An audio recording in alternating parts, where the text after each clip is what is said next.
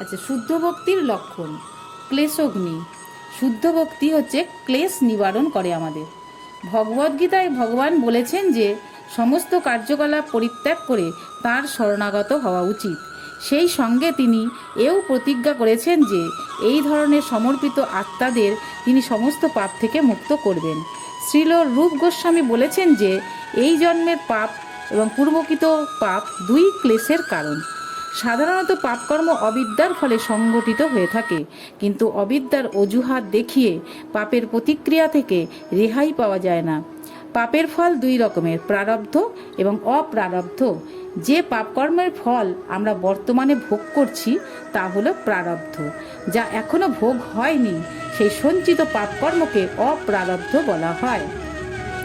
উদাহরণস্বরূপ বলা যায়, যেমন কোনো দুর্বৃত্ত অনেক অপরাধ করা সত্ত্বেও এখনও ধরা পড়েনি, কিন্তু যখনই সে ধরা পড়বে তখনই তাকে কারাগারে দণ্ড দেওয়া হবে।